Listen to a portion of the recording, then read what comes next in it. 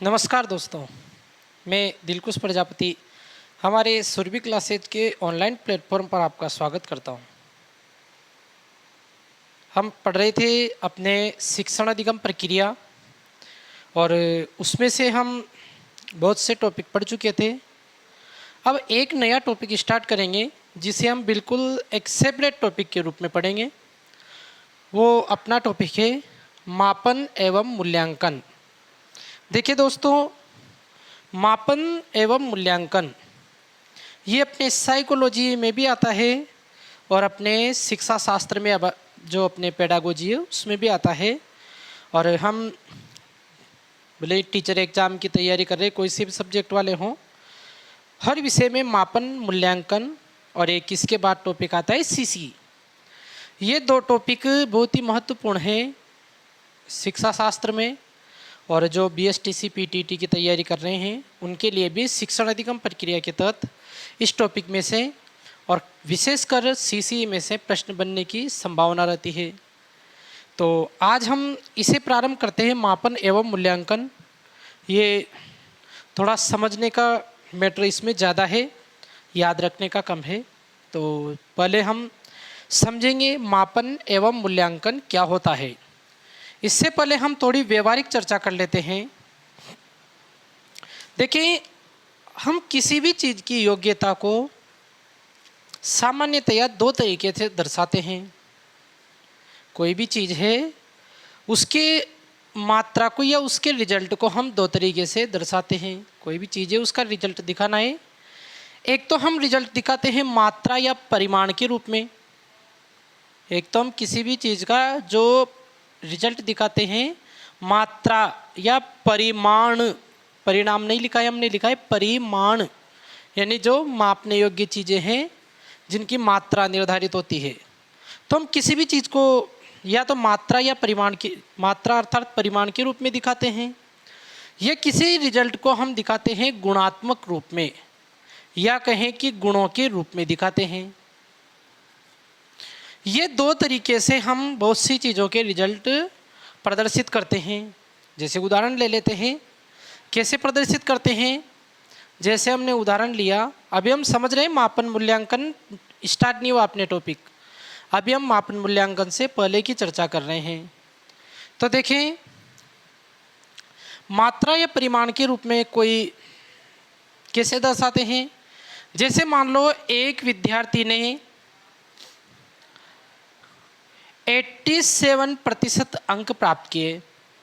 एक विद्यार्थी था जिसने किसी परीक्षा में 87% अंक प्राप्त किए, यानी उसके रिजल्ट को हमने किसके रूप में दिखा दिया, मात्रा के रूप में या परिमाण के रूप में दिखा दिया हमने उसके रिजल्ट को, जो संख्यात्मक रूप में कि उस बालक ने 87% अंक प्राप्त किए हैं।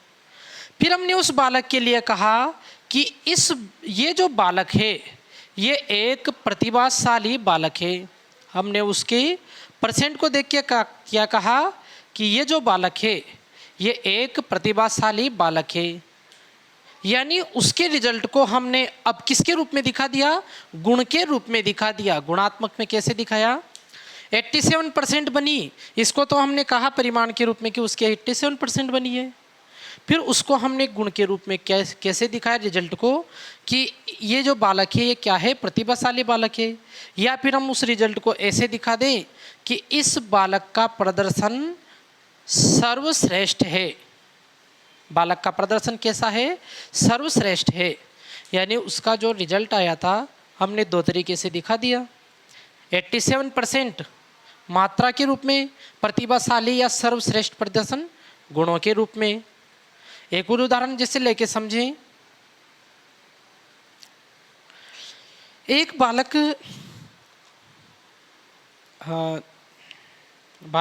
जो अपने कोई बालक था या कहें कि कोई युवा था, अधिकतर तो युवाएं जाते प्रतियोगी परीक्षाओं में या किसी कारखाने में काम करने के लिए कोई वैकेंसी निकली और वहाँ जो पद था, देखिए एक उदाहरण ले रहे हैं। उदाहरण में क्या है कि एक कारखाना है, एक फैक्ट्री है जहाँ पे कुछ कर्मचारियों के लिए वैकेंसी निकली।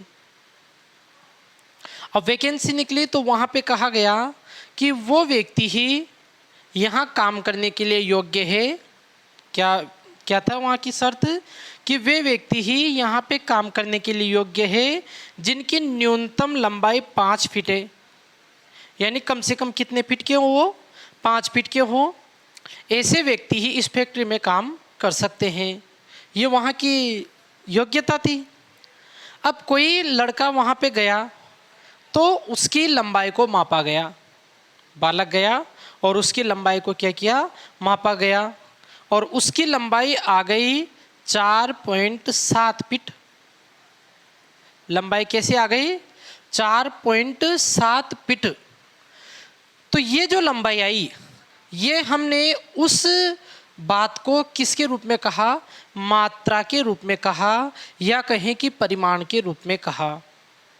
फिर हमने कहा कि ये बालक इस फैक्ट्री में काम करने के योग्य नहीं है, या कहें कि इस बालक में फैक्ट्री में काम करने की योग्यता नहीं है, या कहें कि इस पद पर आने की योग्यता नहीं है।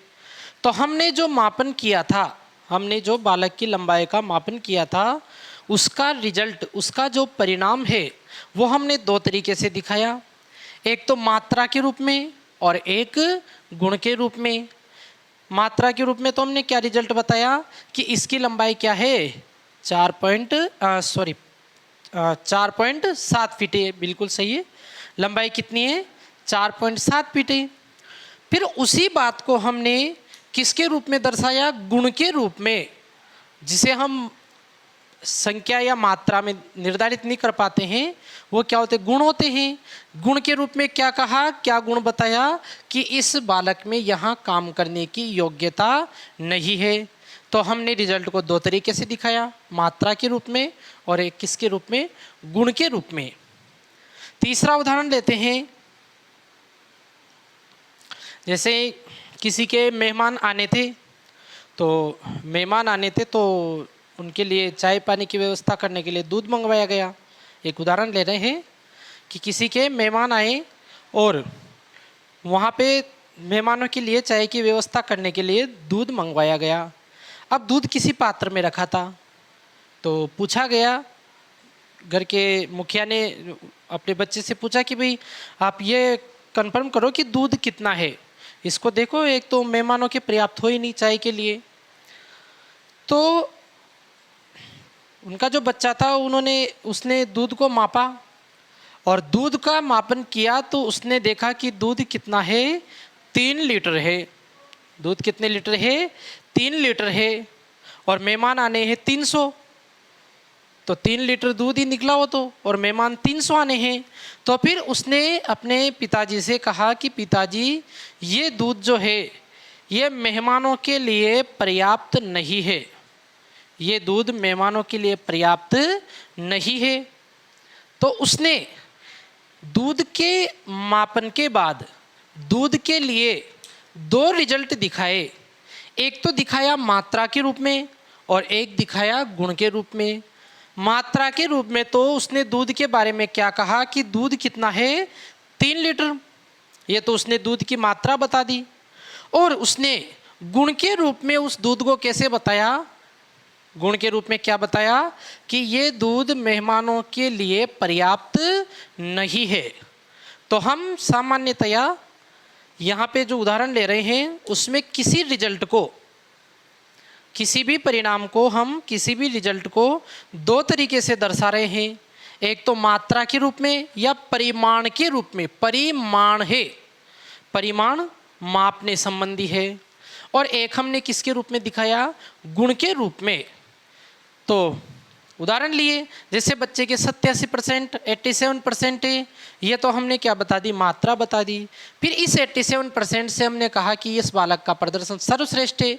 यही बात हमने उसके रिजल्ट की किसके रूप में बता दी? गुण के रूप में। फिर हमने कहा वो जो वैकेंसी निकली फैक्ट्री में काम करने की, हमने कहा कि इस व्यक्ति की लंबाई 4.7 फीट है, जबकि वहाँ तो 5 फीट चाहिए। तो हमने 4.7 फीट मापने के बाद ये कह दिया कि इसमें यहाँ पे काम करने की योग्यता नहीं है, या ये योग्यता को पूरा नहीं कर रहा। फिर हमने तीसरा उदाहरण लिया जिसमें दूध को मापा। उसकी मात्रा तो हमने बताई 3 लीटर है, ये तो किसके रूप में हो गया, मात्रा के रूप में। फिर इस मात्रा को देखकर हमने कहा कि ये दूध तो मेहमानों के लिए पर्याप्त नहीं है, तो ये क्या हो जाता है, गुणात्मक रिजल्ट।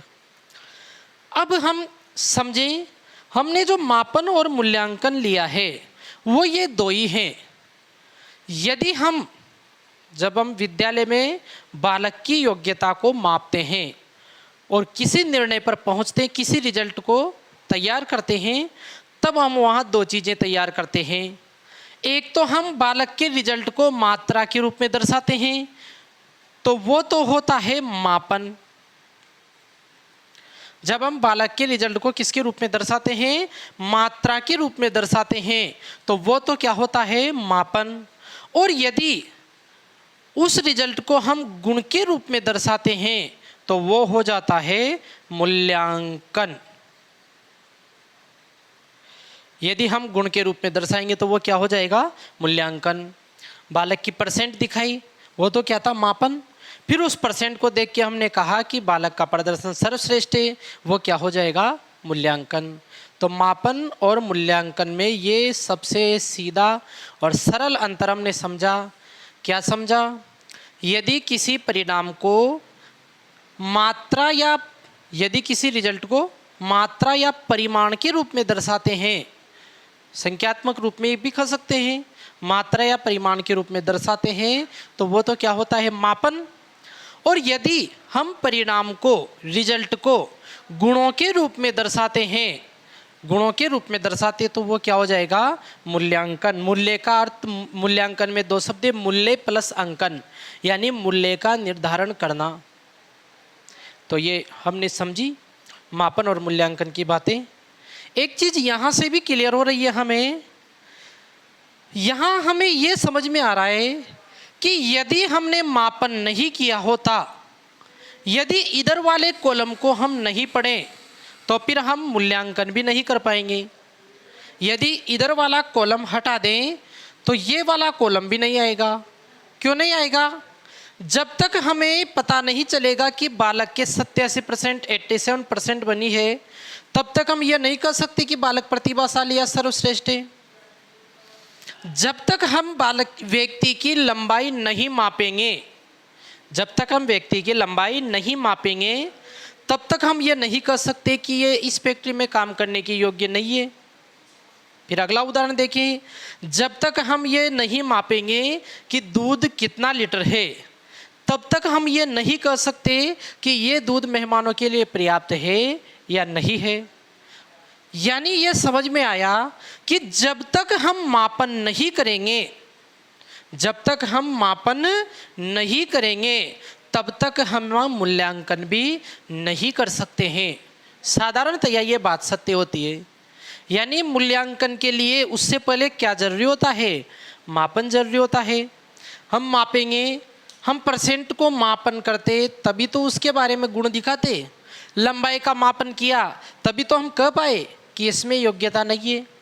दूध का मापन किया तभी तो हम मूल्यांकन कर पाए कि यह पर्याप्त नहीं है। तो हम आगे जाके ये चीज़ें भी पढ़ेंगे कि मापन तो मात्रा में होता है, मूल्यांकन गुणों में होता है, किंतु मूल्यांकन के लिए क्या जरूरी होता है, मापन जरूरी होता है। यानी मापन के बाद हम क्या करते हैं, मूल्यांकन करते हैं। तो ये चीज़ें हम आगे पढ़ेंगे भी सही। फिलहाल तो हम इसकी चर्चा करते हैं कि मापन क्या होता है और मूल्यांकन क्या होता है। एक बात और समझें, ये जो मूल्यांकन है, ये मूल्यांकन हमें किसी निर्णय पर पहुंचा रहा है। ये मूल्यांकन हमें किस पे पहुंचा रहा है, किसी न किसी निर्णय पर पहुंचा रहा है। यानी हम इस मूल्यांकन में क्या ले रहे हैं, कोई ना कोई निर्णय ले रहे हैं। कैसे ले रहे हैं निर्णय, इसको समझें। जैसे हमने कहा 87% बनी, 87% बनी, फिर हमने ये कहा कि इस बालक का प्रदर्शन क्या है, सर्वश्रेष्ठ है, या कहें कि ये बालक प्रतिभाशाली है। यानी हमने बालक के लिए क्या ले लिया, एक हम किसी निर्णय पर पहुंच गए। यानी मूल्यांकन में हम क्या लेते हैं, कोई ना कोई निर्णय लेते हैं। इसके बाद देखें, हमने कहा कि इसकी लंबाई 4.7 फीट है। फिर उसके बाद ये तो मापन हो गया, फिर हमने मूल्यांकन में कहा कि इसमें योग्यता नहीं है, यानी इस मूल्यांकन में हम किस पे पहुंच गए, निर्णय पर पहुंच गए। यानी कहें कि हमने निर्णय ले लिया, क्या निर्णय ले लिया कि इस व्यक्ति में यहाँ काम करने की योग्यता नहीं है। तो मूल्यांकन में हम किस पर पहुंच गए, निर्णय पर पहुंच गए। यहाँ देखें, हमने दूध को देखा 3 लीटर है, ये तो क्या हो गया, मापन। फिर हमने कहा कि ये दूध पर्याप्त नहीं है, ये क्या हो गया, मूल्यांकन। और आप देखें दूध पर्याप्त नहीं है, कहीं ना कहीं हमने क्या ले लिया, दूध के लिए एक निर्णय ले लिया। तो हम कहेंगे कि मूल्यांकन में सर्वश्रेष्ठ गुण क्या है, या कहें कि मूल्यांकन सर्वश्रेष्ठ रूप से किस चीज़ को प्रदर्शित करता है। तो हम कहेंगे कि मूल्यांकन वास्तव में देखा जाए तो सर्वश्रेष्ठ रूप से किसको प्रदर्शित करता है, निर्णय लेने को। यानी हम मापन द्वारा मात्रा देखते हैं और मूल्यांकन में क्या लेते हैं, निर्णय लेते हैं। एक बार पुनः देखें, प्रतिभाशाली या सर्वश्रेष्ठ है यह बालक, ये हमने क्या ले लिया, एक निर्णय ले लिया बालक के बारे में। व्यक्ति में काम करने की योग्यता नहीं है, यह हमने क्या ले लिया, एक निर्णय ले लिया। ये दूध मेहमानों के लिए पर्याप्त नहीं है, यानी हम किस पे पहुंच गए, किसी न किसी निर्णय पर पहुंच गए, हमने एक निर्णय ले लिया। तो हम ये भी कह सकते हैं कि मूल्यांकन में क्या समाहित है, या कहें कि मूल्यांकन को सर्वश्रेष्ठ रूप से प्रदर्शित करने वाला शब्द है, तो वो हो जाएगा निर्णय लेना। ये एग्जाम में बन भी चुका है प्रश्न, जहाँ पे पूछा गया था भी मूल्यांकन में सर्वश्रेष्ठ रूप से सम्मिलित है, तो फिर वहाँ होता है निर्णय लेना।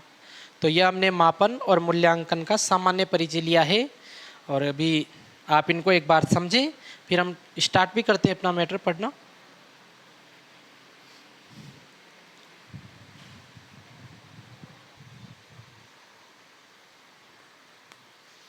तो जैसे हमने इसकी चर्चा की है, अब वैसा हम लिख भी लेते हैं। देखिए मापन में तो क्या लिखेंगे,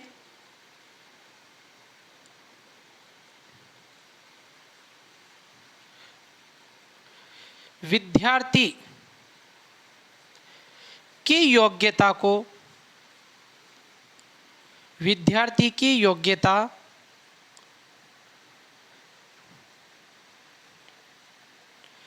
या परिणाम को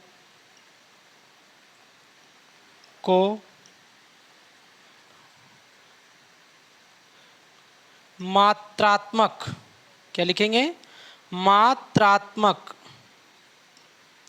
या इसी को ही कहते हैं परिमाणात्मक, परिमाण ही लिख देते हैं, के रूप में व्यक्त करना, रूप में व्यक्त करना। बालक की योग्यता को, योग्यता या परिणाम, यहाँ पे आएगा परिणाम, इसका अर्थ है रिजल्ट। मात्रा या परिमाण, बालक की योग्यता या परिणाम को मात्रात्मक या परिमाण के रूप में व्यक्त करना, वो तो क्या हो जाता है, मापन। और इसमें देखें, विद्यार्थी की योग्यता को, विद्यार्थी की योग्यता को किस रूप में, गुणात्मक रूप में, गुणात्मक रूप में व्यक्त करना, ये क्या कहलाता है, मापन, मूल्यांकन। जैसे उदाहरण लें, जैसे हमने कहा एक बालक ने गणित विषय में 90 या फिर कहें थोड़े अच्छे अंक प्राप्त कर लिए, 92 अंक प्राप्त किए, तो ये तो क्या हो जाएगा, उसके अंकों का मापन है। जबकि इसके आधार पर यह कहना कि बालक का गणित में प्रदर्शन सर्वश्रेष्ठ है, ये क्या हो जाएगा, मूल्यांकन। 92% बताना, ये तो क्या है, मापन। और फिर इसके आधार पे कहना कि गणित में इसका प्रदर्शन सर्वश्रेष्ठ है, ये क्या हो जाएगा, उसका मूल्यांकन। तो जैसे करके लिख लेते हैं, एक विद्यार्थी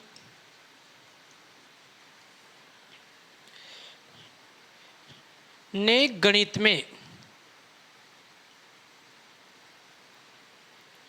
92 अंक प्राप्त किए, 92 अंक प्राप्त किए, ये उसके अंकों का मापन है। ये उसके गणित के परिमाण कर देते हैं, गणित के, ये उसकी गणित की योग्यता, उसकी गणित की योग्यता का मापन है। ये तो क्या है, उसकी गणित की योग्यता का मापन है। जबकि इस आधार पर, जबकि इन अंकों के आधार पर यह कहना कि बालक का गणित में प्रदर्शन सर्वश्रेष्ठ है, ये क्या हो जाएगा, मूल्यांकन।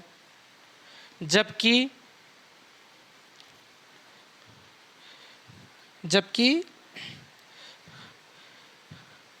इस मापन या कहें अंक 92 के आधार पर, इस मापन के आधार पर यह कहना कि बालक का गणित में, बालक का गणित में प्रदर्शन, बालक का गणित में प्रदर्शन सर्वश्रेष्ठ है, प्रदर्शन सर्वश्रेष्ठ है। देखें, एक विद्यार्थी ने गणित में 92 अंक प्राप्त किए, यह उसकी गणित की योग्यता का मापन है। जबकि इस मापन के आधार पर यह कहना कि बालक का गणित में प्रदर्शन सर्वश्रेष्ठ है, मूल्यांकन कहलाता है, या कहें मूल्यांकन है। ये क्या है, उसका मूल्यांकन है। तो देखें, अंडरलाइन करके मैं बता रहा हूं, मापन तो कहां पे दिखा हमें, 92 अंक में। ये तो क्या दिखा हमें, मापन। और मूल्यांकन हमें किस शब्द में दिखा, हमें मूल्यांकन दिखा सर्वश्रेष्ठ शब्द में। तो ये 92 तो क्या है, मात्रा, तो इसने तो मापन दिखाया। सर्वश्रेष्ठ क्या है, गुण, तो इसने क्या दिखाया, मूल्यांकन दिखाया। यानी मापन मात्रा द्वारा दिखता है और मूल्यांकन गुण द्वारा दिखता है। तो हमें यहाँ से पता चल गया कि जब हमने मापन किया तो उस मापन के आधार पर ही हम क्या कर पाए, मूल्यांकन कर पाए। तो फिर हम यहाँ पे नोट करके कुछ बिंदु लिख लेते। पहला लिखेंगे जैसे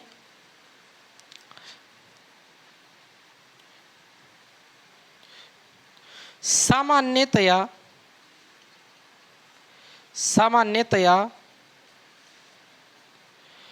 मापन के आधार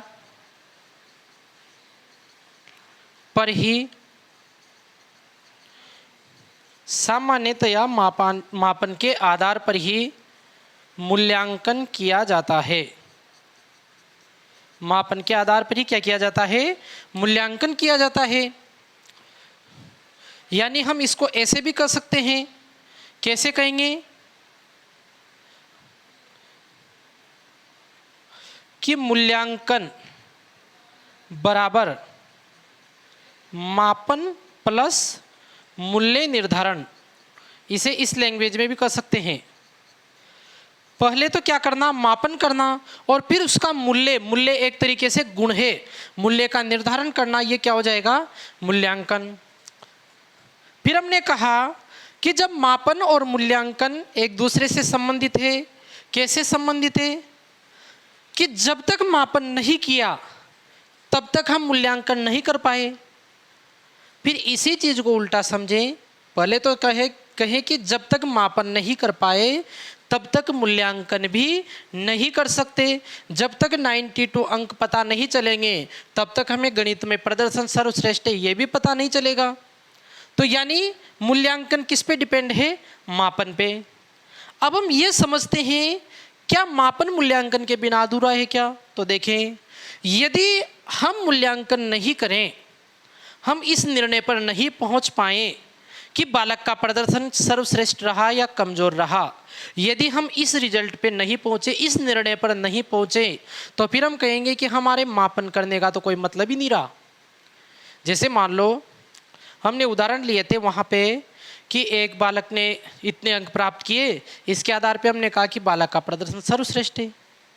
अब यदि अंकों के द्वारा हम उसके प्रदर्शन के बारे में पता नहीं करेंगे कि इसका प्रदर्शन सर्वश्रेष्ठ या कमजोर, तो मापन का तो कोई मतलब ही नहीं है। जैसे हमने कहा था कि पहले उस व्यक्ति ने दूध मापा कि भाई दूध 3 लीटर है।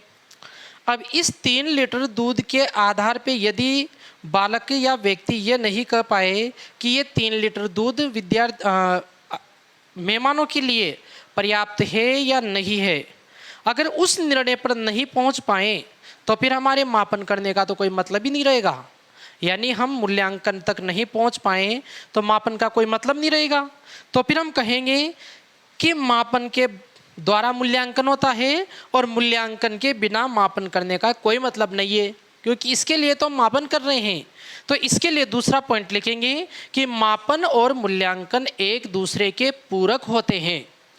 पूरक होने का मतलब क्या है कि एक दूसरे के बिना अधूरे हैं। तो दूसरा नोट लिखेंगे, मापन व मूल्यांकन एक दूसरे के, मापन व मूल्यांकन एक दूसरे के पूरक होते हैं। पूरक क्यों होते हैं फिर समझें। अगर मापन नहीं कर पाएंगे तो मूल्यांकन कैसे करेंगे, 92 अंक पता नहीं चलेंगे तो सर्वश्रेष्ठ कैसे बताएंगे। और यदि हम मूल्यांकन नहीं करेंगे तो फिर मापन का काम ही क्या है, मापन का तो कोई मतलब ही नहीं रहा। अगर हम कोई निर्णय नहीं ले पाएंगे तो फिर मापने का भी क्या मतलब रहा। तो ये एक दूसरे के क्या है, पूरक। पूरक का मतलब एक दूसरे के बिना अधूरे हैं, एक दूसरे की पूर्ति करते हैं। एक ये तो नोट हो गई जिसमें हमने मापन और मूल्यांकन को समझा है। एक प्रश्न हम चर्चा में लेते हैं। प्रश्न ये है कि मूल्यांकन में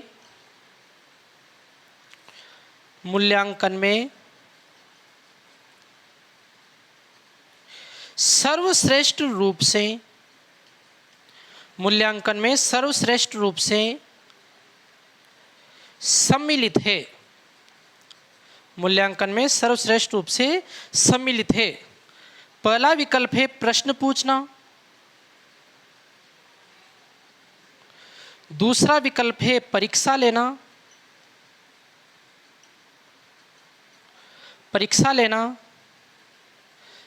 तीसरा विकल्प है निर्णय लेना और चौथा विकल्प है शिक्षण करवाना।